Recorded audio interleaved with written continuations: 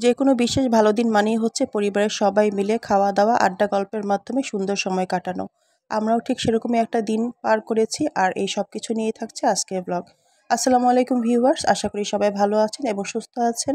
সবাইকে আমন্ত্রণ জানাচ্ছি নতুন একটা ব্লগ দেখার জন্য। আর আজকের ব্লগটা ভিডিও করেছিলাম গত শুক্রবার। আর এই তো সকালবেলা ঘুম থেকে উঠি আমি বারান্দায় চলে এসেছি। ছুটির দিন সকালবেলা ঘুম থেকে উঠেই আমি অনেকটা সময় বারান্দায় কাটাই। আর আগের দিন সবগুলো গাছে পানি দিয়েছিলাম কারণ প্রচণ্ড গরমে গাছগুলো নেতিয়ে পড়েছিল। তাই সকালবেলা ঘুম থেকে উঠেই দেখতে এলাম গাছগুলোর কী অবস্থা।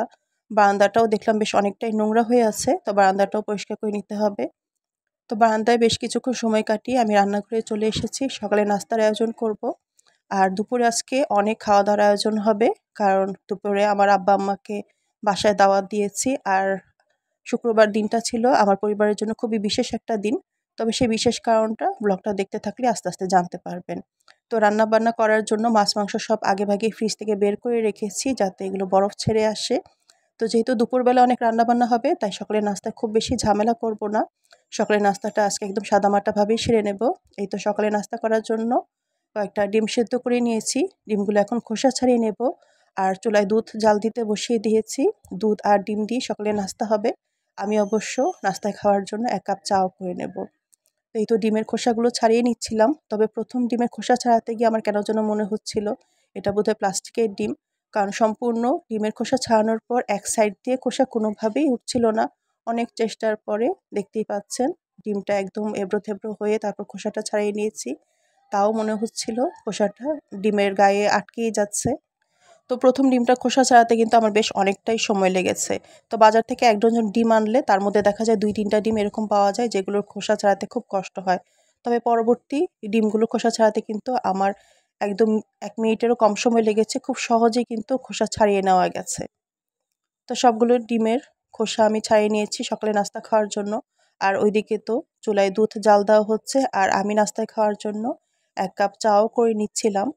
আর আমার রান্নাঘরটা হচ্ছে পূর্ব দিকে। আর পূর্ব দিকে থাকার কারণে সকালবেলা রান্নাঘরের জানালা দিয়ে প্রচুর রোদ আসে। রোদের জন্য দেখা যায় যে রান্নাঘরের জানালাগুলো খুলে রাখা যায় না। আর খুলে রাখলেও রোদের তাপের কারণে কাজ করতে খুবই অসুবিধা হয়। তাই রান্নাঘরের প্রায় সবগুলো জানালার পার্টই বন্ধ ছিল। একটা মাত্র খুলে রেখেছিলাম আলোর জন্য। পরে দেখলাম সেখান দিয়েও প্রচুর রোদ আসছে। তাই জানালার পার্টটাও চাপিয়ে দিলাম। আর এই তো দেখতে, দেখতে আমার চা হয়ে গেছে। ওইদিকে দুধ জাল দেওয়া হয়ে গেছে। দুপুরে খাওয়ার জন্য সাদা ভাত রান্না করে নিচ্ছি। আর এই ফাঁকে যে মাছ-মাংসগুলো ভিজিয়ে রেখেছিলাম সেগুলোও ধুয়ে নিয়েছি। আর দুপুরে যেহেতু পোলাও ভাত রান্না করব তাই ১ কেজি পোলার চাল পানিতে ভিজিয়ে রেখেছি। ৩০ মিনিট পর পানি ঝরিয়ে নেব। তো দুপুরে রান্নাবান্না মোটামুটি গুছিয়ে তারপর সকালে নাস্তা করার জন্য ডাইনিং টেবিলে চলে গিয়েছিলাম। কারণ যেহেতু একা হাতে সবকিছু রান্নাবান্না করতে হবে তাই সকালে নাস্তা করি। তাড়াতাড়ি আবার দুপুরে রান্না শুরু করতে হবে।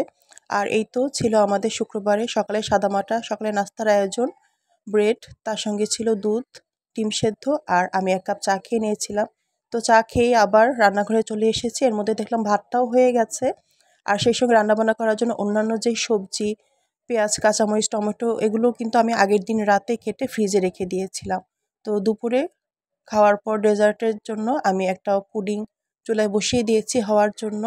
তারপর আমি দুপুরে রান্নাবান্না করে নিয়েছিলাম। আর ওইদিকে ভিডিও করতে গিয়ে দেখলাম যে আমার মোবাইলে মেমোরি কার্ডের স্পেস একদম প্রায় শেষ হয়ে গিয়েছিল। তাই রান্নাগুলো আর ভিডিও করিনি। তো আমার সঙ্গে অবশ্য প্রায় এরকম হয় যখনই আমি ভাবি একটু ভালোভাবে ভিডিও করব, তখনই দেখা যায় মোবাইলে মেমোরি কার্ডটা আমার সঙ্গে এরকম ভিটরে করে। তো একেবারে রান্নাবান্না শেষে টেবিলে পরিবেশন করে তারপর ভিডিও করে নিয়েছিলাম। তো দুপুরের আয়োজনে ছিল আলু দিয়ে গরুর মাংসের ঝোল, মুরগির রোস্ট, রুই মাছ ভাজা, কই মাছ ভুনা, বিফ শামি কাবাব, চিংড়ি মাছ দিয়ে ঢেঁড়স ভাজি, সেই সঙ্গে সাদা ভাত, পোলাও ভাত দুটোই করেছিলাম আর শসা টমেটোর সালাদ এবং লেবু তো ছিলই। তো আলহামদুলিল্লাহ দুপুরের আয়োজনটা বেশ ভালোভাবেই সম্পন্ন করতে পেরেছিলাম। আর যেহেতু শুক্রবার ছিল সুতরাং জুম্মার নামাজ ছিল। জুম্মার নামাজের পরে সবাই একসঙ্গে দুপুরের খাওয়া-দাওয়া সেরে নিয়েছিলাম। আর খাবারগুলো মাশাআল্লাহ বেশ ভালো হয়েছিল। সবাই খেয়ে বেশ প্রশংসা করেছে। আর এই তো খাওয়া-দাওয়ার পরে কিছু ডেজার্টের আয়োজন ছিল। আমার আব্বা-আম্মাকে দুপুরের বেলায় দাওয়াত দিয়েছিলাম। যেহেতু আমার পরিবারের বিশেষ দিন সুতরাং আমার আব্বা-আম্মা সঙ্গে না থাকলে তো হয় না। তো আব্বা-আম্মা আবার মিষ্টি নিয়ে এসেছিল। সেই মিষ্টি পরিবেশন করেছি। আর আগের দিন রাতে আমি গুড়ের পায়েস রান্না করে ফ্রিজে রেখে দিয়েছিলাম। তো ঠান্ডা, ঠান্ডা গুড়ের পায়েসও পরিবেশন করেছিলাম। আর পায়েসটাও কিন্তু মাশাআল্লাহ খেতে ভীষণই ভালো হয়েছিল। তো খাওয়া-দাওয়ার পাশাপাশি আমাদের গল্পগুজবও চলেছে।